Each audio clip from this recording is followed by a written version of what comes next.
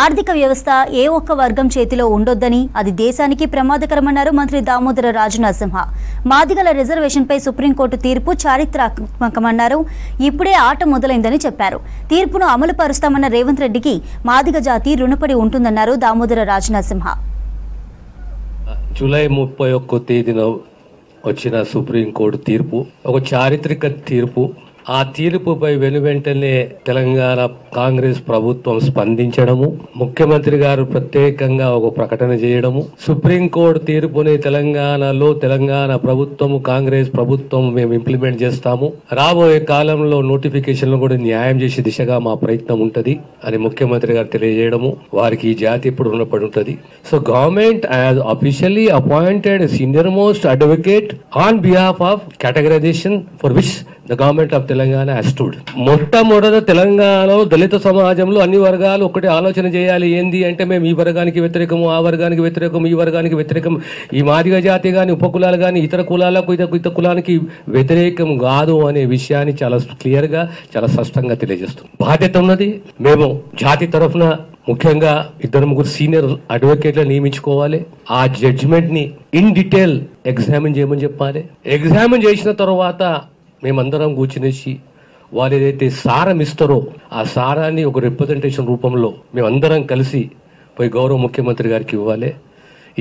మాకు తెలిసిన మా అడ్వకేట్ల తరఫున మాకున్న సారము, మాకు అర్థమైన అంశం ఇది, దీనిపైన మీరు ఆలోచన చేయండి, ఒక కమిటీ నియమించండి, దాని ఆధారంగా మీరు భవిష్యత్తులో ఒక కార్యక్రమాన్ని, ఒక ఆర్డినెన్సే కానీ ఒక యాక్టే కానీ తీసుకురని చెప్పి మేము విజ్ఞప్తి చేయబోతున్నాం. So 2024 July 31st judgment is nothing but a reaction to the 2004-2005 judgment.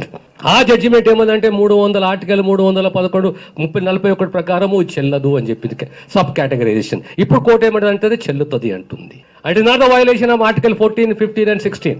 Sub categorisation nothing but to bring about an equality, give an opportunity. ఈ 341 ఆర్టికల్ కు వ్యతిరేకం కాదని చెప్పి గౌరవ సుప్రీంకోర్టు 7 మంది జడ్జిలతో కూడిన ధర్మాసనం ఈ జడ్జిమెంట్ డెలివరీ చేసింది. మీ అందరితో కోరేది ఒకటే, దీన్ని మనము ముందుకు తీసుకెళ్తూ త్వరలోనే ముఖ్యమంత్రి వచ్చిన తర్వాత ఒక కమిటీ, ఒక ఆర్డినెన్స్ లేదా ఒక యాక్టు, ఒక స్పెషల్ సెషన్ అనే దిశగా మన కృషి ఉండాలి, ప్రయత్నం ఉండాలి. దానికి తోడు రాబోయే కాలంలో 2వ వారంలో 15, 16, 17కు ఒక పక్క డేట్ ఫిక్స్ చేసుకునేసి మాదిగ సమ్మేళనమే గాని, ఉత్సవాలే గాని, సభనే గాని అందులో ముఖ్య అతిథిగా ముఖ్యమంత్రి గారిని ఆహ్వానించి సన్మానించాలి, సత్కరించాలి. ఈ జాతి ఉద్యమాన్ని గొప్పగా నడిపినటువంటి నాయకులను కూడా మనం విస్మరించొద్దనేటువంటిది నాకున్నటువంటి అభిప్రాయం. బట్ వాళ్ళకుండే రాజకీయ అభిప్రాయాలు వాళ్ళకు ఉన్నప్పటికీ వారి మీద ఎలాంటి విమర్శలు, ఎలాంటి ఇది కూడా పెట్టుకోవాల్సినటువంటి అవసరం లేదు. వారు చేసినటువంటి కష్టం, వారు చేసినటువంటి త్యాగం, వారు చేసినటువంటి పోరాటాలు, దాన్ని మనం గౌరవించవలసినటువంటి అవసరం, బాధ్యత మనందరిపైన ఉన్నది. వారు ఆనాడు ఆ ఉద్యమాన్ని అంత ఉధృతంగా నడపగలిగిర్రు. నరసింహులన్న లాంటి వాళ్ళు, దామోదరన్న లాంటి వాళ్ళు సపోర్టెడ్ గా నిలబడగలిగారు. కాబట్టి ఈరోజు ఈ జడ్జిమెంట్ స్థాయికి వచ్చిందనేటువంటి ఒక విషయాన్ని కూడా ఈ సందర్భంగా మేము గుర్తు చేస్తాం. సుప్రీంకోర్టు జడ్జిమెంట్ వచ్చింది. లీగల్ గా ఏదన్నా అంశాలు ఉంటే, ఏదైనా సమస్య ఉంటే దామోదరం రాజనరసింహ గారు మన మంత్రి గారు ఉన్నారు. వారు అడ్వకేట్ జనరల్ సహకారం తీసుకొని అడ్వకేట్ జనరల్ యొక్క కోఆర్డినేషన్ లో లీగల్ సమస్యలు ఏమైనా ఉంటే దాని మీద వారు ముందుకెళ్తారు.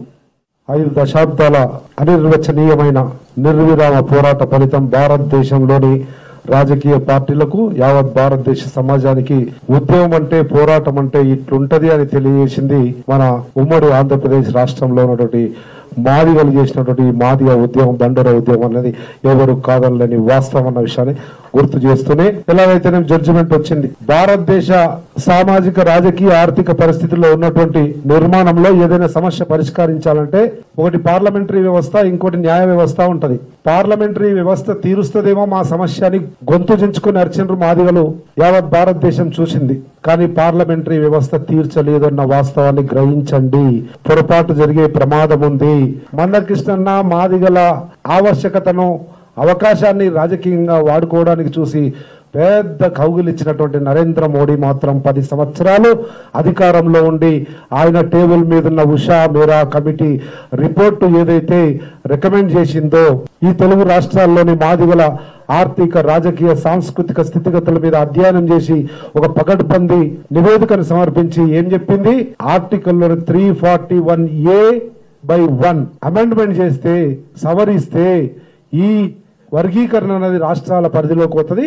ఏ రాష్ట్రానికి సంబంధించి ఆ రాష్ట్ర అది 10 సంవత్సరాలు చేయలేదు భారతీయ జనతా పార్టీ కేంద్రంలో అధికారంలో ఉండి కూడా అన్న విషయాన్ని గుర్తు చేస్తా ఉన్నా. తప్పకుండా ఒక అడ్వకేట్ కమిటీ వేసి దాన్ని పూర్తి స్థాయిలో స్టడీ చేసి ఎక్కడ లోసుకులు లేకుండా మన కాశీమని చెప్పినట్టు అది మన పటిష్టంగా నిర్మాణం చేసుకొని ముందుకెళ్తే మన జాతి మేలు జరుగుతుందని చెప్పి ఈ సందర్భంగా మీకు మనవి చేస్తూ ఈ అవకాశం ఇచ్చిన కమిటీకి హృదయపూర్వక ధన్యవాదాలు తెలుస్తాం.